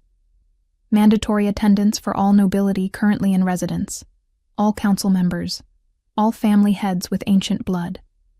The announcement would be made public and official, leaving no room for doubt or speculation. Nora spent the morning being prepared by a small army of servants who treated her with a deference that felt surreal. They dressed her in a gown of deep midnight blue silk that seemed to shimmer with captured starlight. They arranged her hair in an elaborate style that was both elegant and practical, woven through with silver threads that caught the light. And they hung the moon-blessed necklace prominently at her throat, the crescent moon, pendant resting just above her heart. When Nora looked at herself in the mirror, she barely recognized the woman staring back. This was not the kitchen Omega who had scrubbed floors and kept her head down. This was someone who looked like she belonged in a palace, like she could stand beside a king and not seem out of place. Beautiful. Matthias appeared in the doorway, and the appreciation in his eyes was genuine and warm. He wore formal black with silver embroidery, the colors of the eye, Blackthorn family, and he looked every inch the powerful Alpha King. "Are you ready?" "No." Nora turned away from the mirror. "But I am doing it anyway." He crossed to her and offered his arm. That is all anyone can ask. They walked through the palace together, guards falling in around them in a protective formation, until they reached the great hall where the court was assembled. The massive room was packed with nobility, council members, pack representatives, and curious onlookers who had heard rumors and wanted to see the truth for themselves. The conversations died instantly when Matthias and Nora appeared at the entrance. If this story touched your heart, share it with someone who loves epic romance. Tell me in the comments, did you see this ending coming? Matthias led Nora to the raised platform at the front of the room where two thrones sat side by side. The smaller one had been empty for years, waiting for a queen who had never materialized. Now Matthias gestured for Nora to sit in it, a public claiming that sent gasps rippling through the assembled crowd. He remained standing, his presence commanding absolute attention as he addressed his court. "I have called you here today to make an announcement that will change the future of our kingdom. Some of you have heard rumors about a young woman I recently discovered working in the palace. Those rumors are true, but they do not go nearly far enough to capture the significance of who she is and what her presence means." He paused, letting the tension build. 20 years ago, the moon-blessed bloodline was believed to have been completely destroyed in a massacre orchestrated by my father. Every man, woman, and child murdered in a single night of violence. It was one of the darkest moments in our kingdom's history, a crime that has haunted us ever since. But we were wrong about one thing. One moon-blessed survived. He turned to Nora, his amber eyes fierce with pride and protection. "This is Nora Moon. Blessed, daughter of Queen Ariana Moon. Blessed, rightful heir to the moon-blessed territories and the last living member of that bloodline. She is also my fated mate, recognized by both our wolves and blessed by the moon goddess herself." The hall erupted. Some people cheered, clearly moved by the romantic drama of the revelation. Others shouted questions or objections, their voices overlapping into chaos. And a few remained perfectly silent, their expressions unreadable, and those were the ones that worried Nora most. Matthias raised his hand, An alpha command rolled through the room like thunder, forcing everyone to silence. I know this is unexpected. I know many of you had invested in different expectations for my future, but the mate bond is sacred law, and I will not dishonor it or pretend it does not exist for political convenience. Lady Cassandra and I have mutually agreed to end our engagement. The alliance with the Nightshade Pack will continue in other forms, but my future lies with my mate. He looked directly at several of the ancient blood family representatives. I also know that the return of a moon-blessed heir will make some of you uncomfortable. The power that bloodline represents, the questions it raises about the past, the changes it might bring to the present. But I'm making this clear now. Nora Moon-blessed is under my personal protection. Any threat against her is a threat against me. Any attempt to harm her will be considered an act of war. Against the Blackthorn throne. His voice dropped, taking on a dangerous edge. And I hope everyone remembers what happens to those who wage war against me. The message was received. Nora could see it in the way people shifted nervously, in the calculation that flickered across faces as they reassessed their options. She was no longer just a kitchen Omega. She was the Alpha King's mate, and the last moon-blessed heir. She had become untouchable, at least officially. But official protection and actual safety were not the same thing, as the attack on Helena had proven. Lady Nora will begin training to take her place as queen, Matthias continued. She will learn our customs and laws, will work with my council, and will eventually claim her ancestral seat on the High Court. This transition will take time, and I expect everyone to show patience and respect during the process. He looked directly at Nora then, and the warmth in his expression was just for her. I also expect everyone to recognize that she is already more than qualified to stand beside me. The grace and strength she has shown in the face of overwhelming circumstances speaks to the quality of her character and the depth of her power. We are fortunate to have her return to us. The words were pretty, political, designed to win support and neutralize opposition. But Nora heard the genuine emotion beneath them, felt through the mate bond how much Matthias meant what he said. He truly believed in her, truly wanted her to succeed. It was terrifying and exhilarating in equal measure. Now, Matthias gestured to the assembled crowd. Who wishes to be the first to formally welcome the return of the Moon-blessed and acknowledge Lady Nora as my mate and your future queen? For a long moment, no one moved. The silence stretched uncomfortably as people looked at each other, waiting to see who would make the first move. Then Lady Lyanna Moonstone stepped forward, her silver and black robes swirling around her as she approached the platform. She knelt before Nora with fluid grace, her head bowed in a gesture of profound respect. On behalf of the Moonstone family and in memory of the alliance that once existed between our bloodlines, I welcome your return, Lady Nora. The loss of the Moon-blessed has been a wound in the fabric of our world for 20 years. Your survival brings hope that such wounds can heal. She looked up, her moonstone eyes sincere. I pledge the resources and knowledge of my family to aid in your training and protection. Whatever you need only ask. The public pledge was powerful, and it broke the logjam. Others began to come forward, representatives from various packs and families, offering their own words of welcome and support. Not everyone was sincere, Nora could tell from the false smiles and calculated pleasantries, but enough seemed genuine that she started to believe maybe this could work. Maybe she could find a place here. Then she saw him, a man standing. At the back of the hall, not approaching, not offering welcome, just watching with cold, assessing eyes that made the hair on the back of her neck stand up. He was older, perhaps 50, with iron-gray hair and the bearing of someone used to authority. He wore the colors of the Ironwood family, another ancient bloodline, and when his gaze met hers, Nora felt a chill run through her entire body. Trust no one with ancient blood, her mother's voice whispered. She could not look away from him.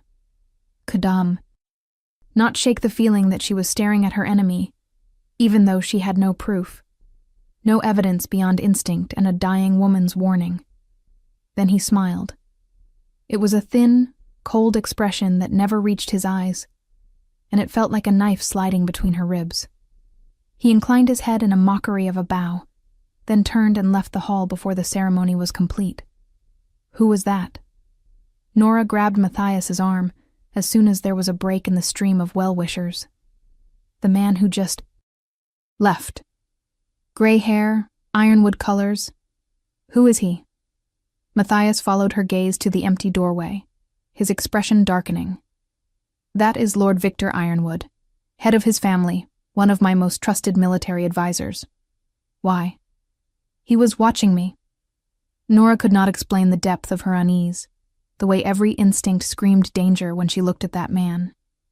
And when I noticed him, he smiled. But it was not a welcoming smile. It was something else. Victor has always been difficult, Matthias said carefully. He supported my father's policies, believed in ruling through strength rather than diplomacy. But he has been loyal to me since I took the throne. I trust him with military strategy and border security. You should not. The words came out with absolute certainty. I do not know why. I cannot prove anything. But that man is dangerous. He looked at me like he was measuring me for a grave. Matthias studied her face, clearly torn between dismissing her fear as paranoia and trusting her instincts. I will have him watched, he said finally. Discreetly. If he is involved in something, we will discover it. But Nora, you cannot accuse someone of Lord Victor's standing without evidence. It would tear the court apart. I am not asking you to accuse him.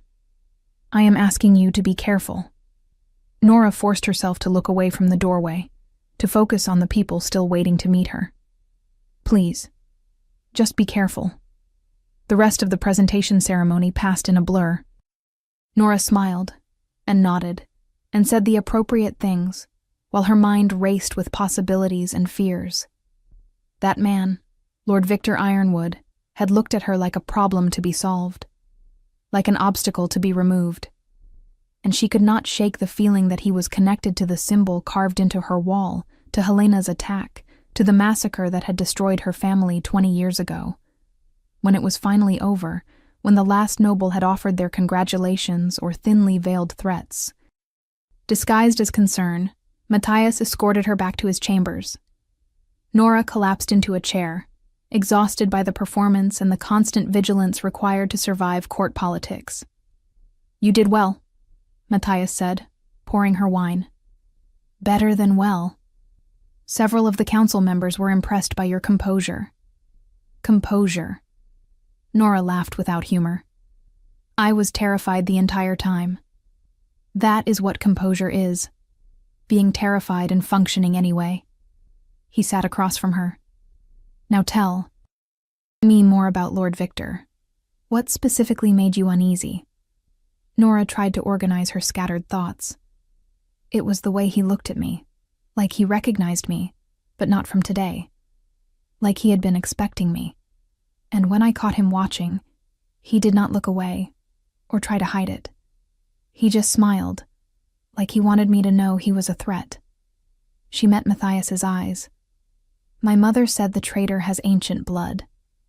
Victor Ironwood has ancient blood. He was old enough to have been involved in the massacre. And he left the presentation before officially acknowledging me, which is a political insult whether he meant it that way or not. All of which is circumstantial. But Matthias looked troubled. Victor has been my military advisor for 6 years. If he is involved in something, he has hidden it remarkably well. Or you have not been looking in the right places. Nora leaned forward. The massacre happened during your father's reign, but you said someone had to have inside. Knowledge of moon-blessed defenses. What if that someone was your father's military advisor? What if Victor Ironwood helped plan the attack and has been living comfortably off the rewards ever since? Matthias went very still. If that is true, if Victor was involved, then he has access to my security details, my battle plans, my strategic thinking. He would know every vulnerability, every weakness. He would be able to orchestrate attacks without leaving obvious trails. Exactly. Nora felt vindication warring with horror. He could have been the one who attacked Helena. He could have carved that symbol to frame the moonstones because they are your other trusted magical advisors. He could be working right now to undermine me before I become powerful enough to be a real threat to whatever plans he has. We need proof. Matthias stood and began pacing. We need evidence that will hold up under scrutiny, that cannot be dismissed as paranoia or political maneuvering. If we move against Victor without proof, we risk looking like we are purging anyone who questions your legitimacy. Then we find proof. Nora stood as well. We investigate quietly, carefully. We look into Victor's history, his finances, his movements during the massacre. Someone that powerful, that connected, will have left traces somewhere. We just need to know where to look. They spent the next several hours planning their investigation, identifying people who might have information, resources they could tap without alerting their target. It was exhausting and frightening, and Nora had never felt more alive. This was what it meant to fight back. This was what it meant to honor her mother's memory and her family's legacy. Not by hiding or surviving, but by actively working to bring justice for those who had been murdered. When night fell fully and they were both too tired to continue, Matthias insisted Nora take his bed while he made himself comfortable on the sofa. She protested, but he was immovable on the subject. You need real rest, he said firmly. Tomorrow we start the investigation in earnest, and you will need all your strength. Sleep, Nora. I will keep watch. She wanted to argue more, but exhaustion was making her limbs heavy and her thoughts fuzzy. So she climbed into the massive bed, surrounded by pillows that smelled like cedarwood and smoke, and let herself sink into the first real sleep she had experienced in days. Her dreams were strange and vivid. She walked through moonlit forests, with silver light trailing from her fingertips. She stood before a great pool of water that reflected not the sky above, but something deeper, older. And she heard her mother's voice, clear as if Ariana Moon blessed stood beside her. You are stronger than you know, my star child. The power in your blood is awakening. Trust your instincts. Trust your mate. But beware the wolf who wears two faces. Victor Ironwood is not what he seems, but he is not working alone. Find the second face, and you will find the truth. Nora woke gasping, the dream so vivid it felt like prophecy. Moonlight streamed through the windows, and she realized it was past midnight, that she had slept for hours. Matthias was still on the sofa, but he was not sleeping. He stood by the window looking out over the kingdom, his expression distant and troubled. You are supposed to be resting, Nora said softly. He turned, surprise flickering across his face. I could say the same to you. It is the middle of the night. I had a dream. Nora climbed out of bed and moved to stand beside him. My mother was in it. She said Victor is not working alone, that there is a second face we need to find. Matthias looked at her intently. Do you think it was just a dream or something more? I do not know. Nora touched the necklace at her throat. But it felt real. Moonblessed are supposed to have prophetic abilities, right? The ability to see possible futures? They did. Matthias turned fully toward her. Your mother was particularly gifted in that area. Some said she could see weeks or months ahead, that she knew the massacre was coming, but could not prevent it, because the future she saw was too tangled, too many variables.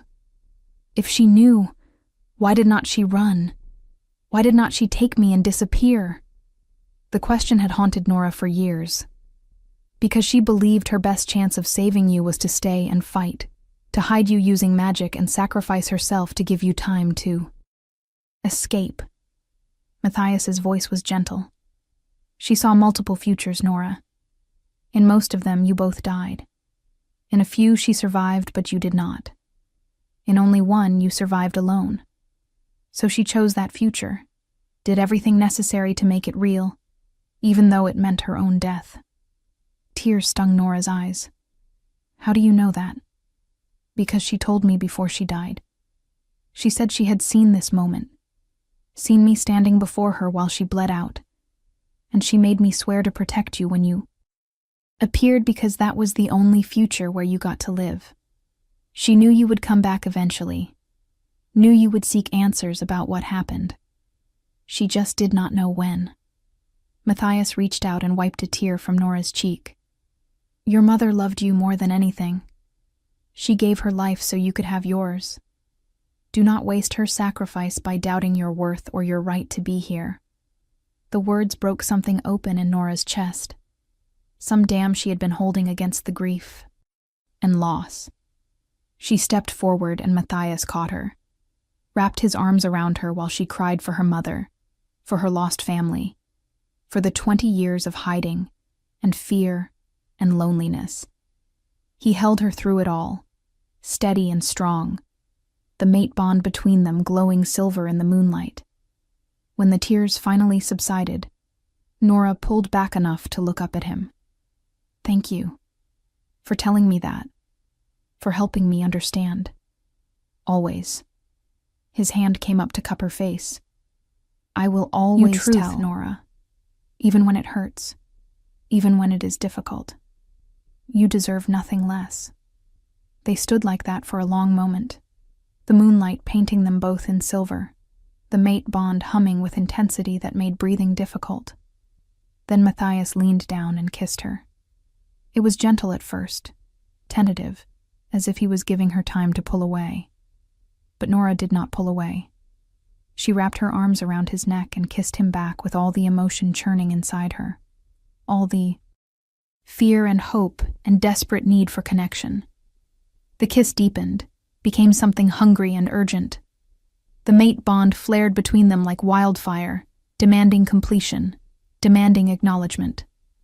Nora felt her wolf surge forward, felt it crying, yes, finally home, and she knew Matthias's wolf was responding the same way.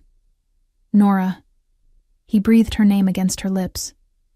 If we do this, if we complete the bond, there is no going back. You will be mine and I will be yours in every way that matters. Are you certain? Yes. She did not hesitate. I am certain. I want this. I want you. What followed was inevitable and perfect and transformative. They moved together to the bed, shedding clothes and barriers, learning each other's bodies with hands and mouths and whispered promises. When Matthias finally claimed her, when the mate bond snapped into place with the force of destiny fulfilled, Nora felt her power explode outward in a cascade of silver light that filled the room like a star-going supernova. The windows rattled. The air hummed with magic. And somewhere in the palace, Nora knew, sensitive wolves felt the pulse of moon-blessed power awakening fully for the first time in 20 years. She did not care who knew. She did not care about politics or danger or the investigation they still had to complete. In this moment, wrapped in Matthias's arms with their bond glowing between them like a living thing, Nora finally understood what it meant to belong. She was Moon. Blessed. She was mated to the Alpha King. She was home. And she was ready to fight for the future her mother had died to give her.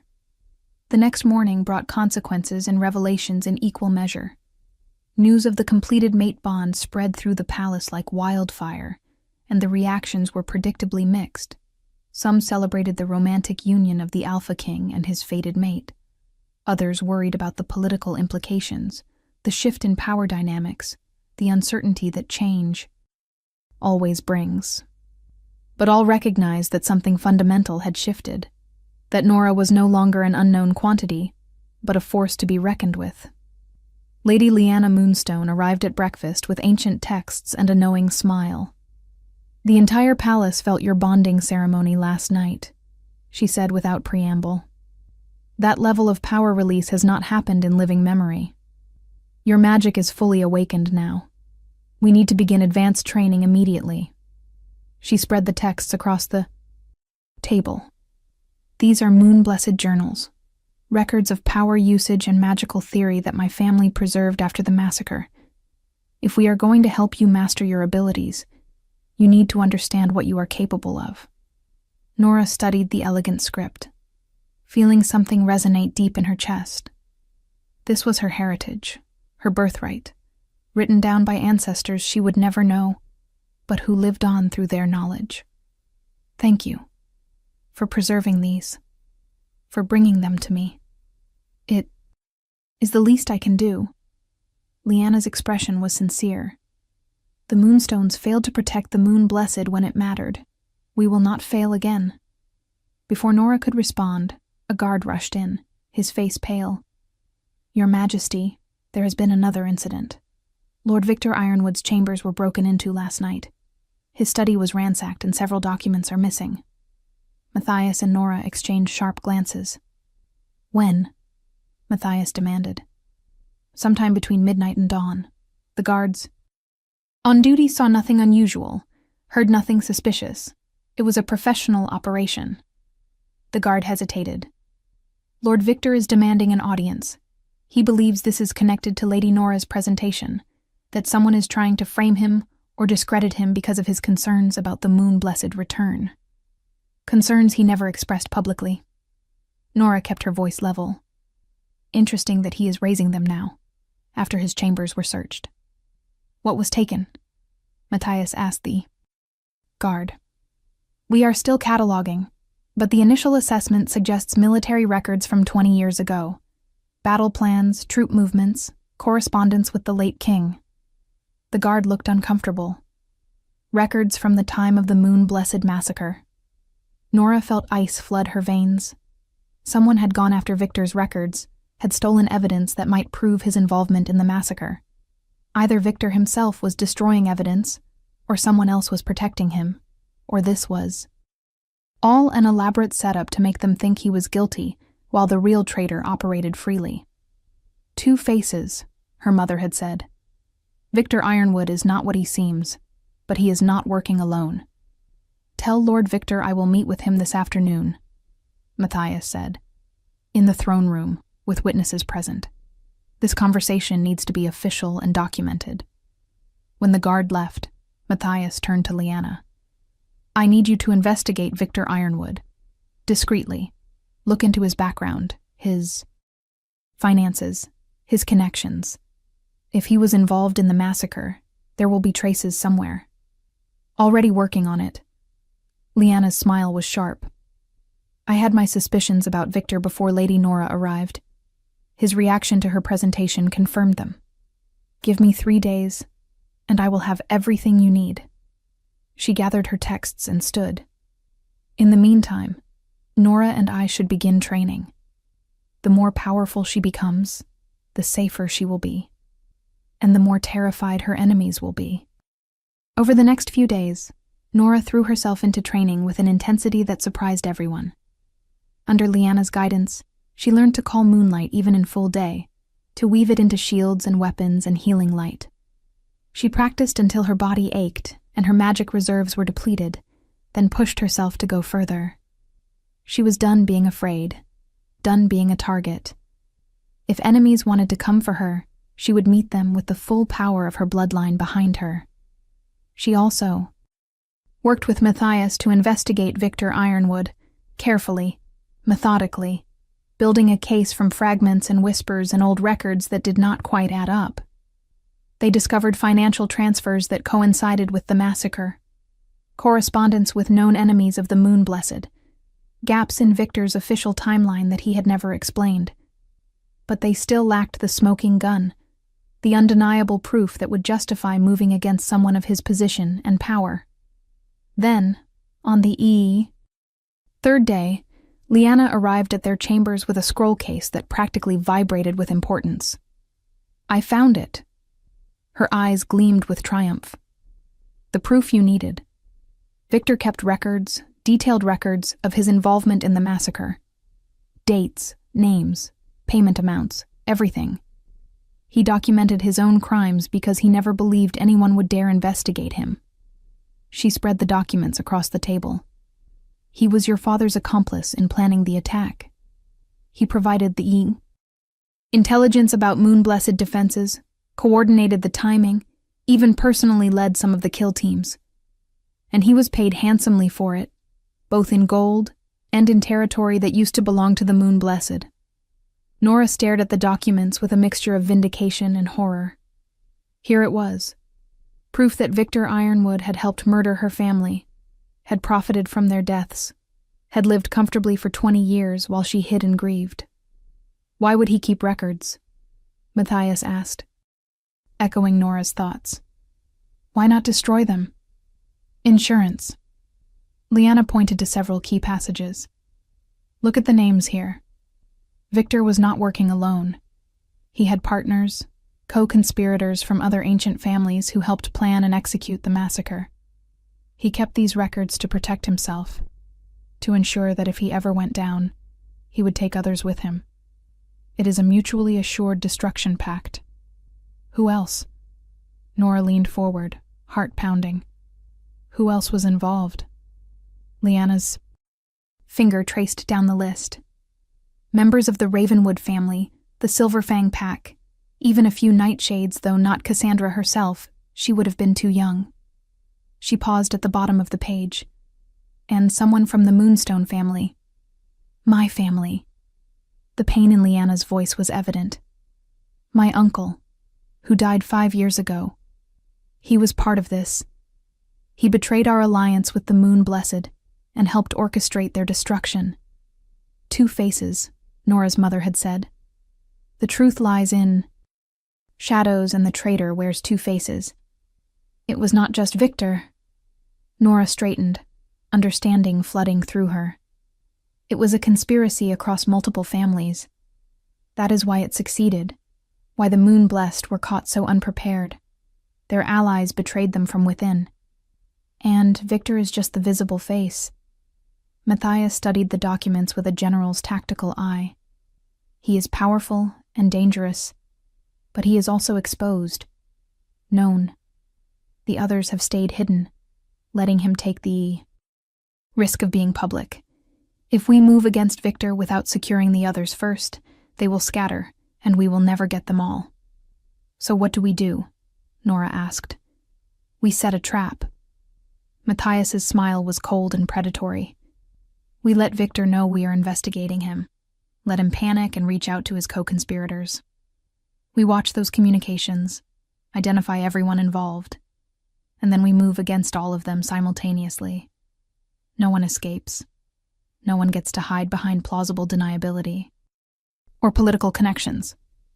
That could take weeks. Leanna looked troubled. And it is dangerous. If any of them realize what you are doing, they could strike first. They could go after Nora directly. Then we make sure Nora is untouchable. Matthias turned to Nora with fierce determination. We complete your training. Make you powerful enough that anyone who comes for you dies trying. We use you as bait, but bait with teeth sharp enough to defend itself. Nora considered the plan. Considered the risks and potential rewards. Part of her wanted to refuse, wanted to insist on staying safe while others handled the danger. But that was not who she was anymore. That was not who she wanted to be. I will do it. She met Matthias's eyes steadily. I will be the bait. I will draw them out and help you catch them all. But we do it my way, with my magic, following moon-blessed methods. If we are going to honor my family's memory, we are going to do it right. Over the following 2 weeks, they executed their plan with precision. Matthias made sure word spread through the court that he was investigating Lord Victor Ironwood for possible involvement in the Moon-Blessed massacre.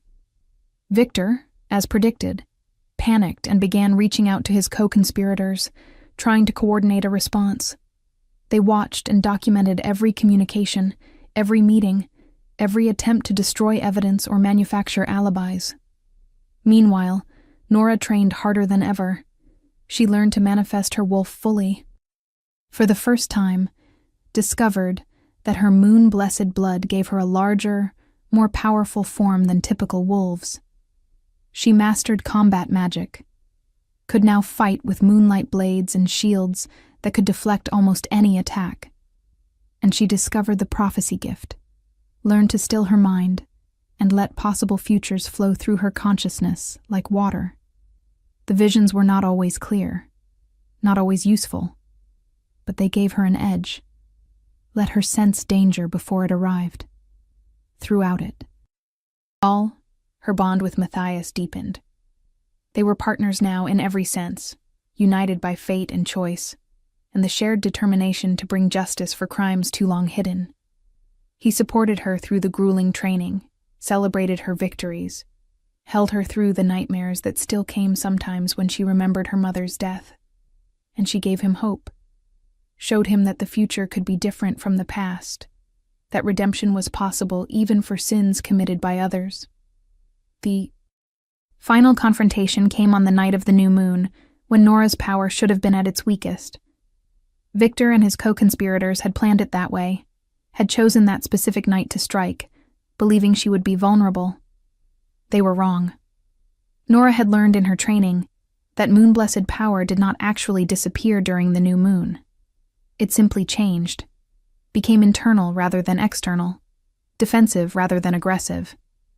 And she had spent days preparing for exactly this scenario. The attack came at midnight. 6 assassins, all enhanced with dark magic and silver weapons, breached the palace defenses and made their way to Nora's chambers.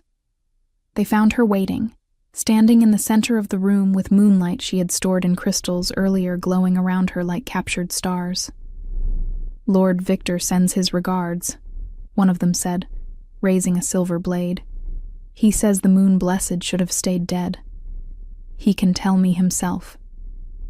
Nora released the stored moonlight in a blinding flash that sent the assassins staggering back. Then she called her wolf and transformed, her larger, moon-blessed form rippling with silver light even in the darkness of the new moon. The fight was brief and brutal. The assassins were skilled, but they had never faced a moon-blessed warrior at full power. Nora moved like liquid silver, her moonlight blades cutting through their dark magic, her shields deflecting their silver weapons. Within minutes, all 6 were subdued, bound in chains of solidified moonlight that would hold them until the guards arrived. When Matthias burst into the room with his security detail, he found Nora standing human again, breathing hard but uninjured, surrounded by defeated attackers. "It worked," she said simply. "They came, and I was ready." The interrogation of the assassins led directly to Victor Ironwood and his co-conspirators. Faced with undeniable evidence and testimony from multiple sources, they could not deny their involvement in the massacre. The trials were swift and public, the judgments harsh but fair. Victor Ironwood was stripped of his titles and territories, exiled to the farthest reaches of the kingdom where he could never again wield power or influence. The others received similar punishments, their families disgraced, their legacies destroyed. It was not enough to bring back the moon blessed who had died, could never be enough to heal that wound completely. But it was justice. It was truth, brought to light after 20 years of darkness. And it was closure, the ability to finally let the past rest while building a new future. 3 months after the trials concluded, on the night of the full moon, Nora Moon Blessed was officially crowned Queen of the United Pax. She stood before her people, wearing the ceremonial robes of the Moon Blessed, the ancient necklace glowing at her throat, with Matthias beside her as her king and mate and partner. The ceremony was beautiful and solemn, witnessed by representatives from all 5 kingdoms, and blessed by every pack elder who could travel to attend. When Lyanna Moonstone placed the silver crown on Nora's head, when the assembled wolves howled their acceptance of their new queen, Nora felt her mother's presence like a warm hand on her shoulder. "Well done, my star child. You have honored your heritage and built something new from the ashes of what was lost. I am proud of you. Always." The voice faded, but the feeling of peace and pride remained. Nora looked out over her kingdom, over the people who had accepted her despite her rough beginning, and she knew that this was what her mother had seen in her visions. This was the future worth dying for. This was why Ariana Moonblessed had sacrificed everything. Not so Nora could simply survive, but so she could thrive. So she could reclaim what was stolen and build something better from the ruins. The Moonblessed had returned, and under Nora's leadership, they would create a legacy of healing and justice that would endure for generations to come. As the ceremony concluded and celebrations began, Matthias pulled Nora close and kissed her forehead. "How does it feel, Your Majesty? To finally be home?" Nora smiled up at him, her eyes bright with tears of joy rather than grief. "Like I am exactly where I am supposed to be. Like everything, even the pain and fear and years of hiding, led me here to this moment, to you, to us, to this future we are going to build. Together. Together," Matthias agreed. And as moonlight bathed them both in silver, as their bond glowed bright enough for everyone to see, they began the next chapter of their story. Not with fear or doubt, but with hope and love, and the unshakable certainty that they could face whatever came next. Together, they were unstoppable. Together, they would honor the past while creating a future worth believing in. The Moonblessed had risen again, and this time, they would never fall.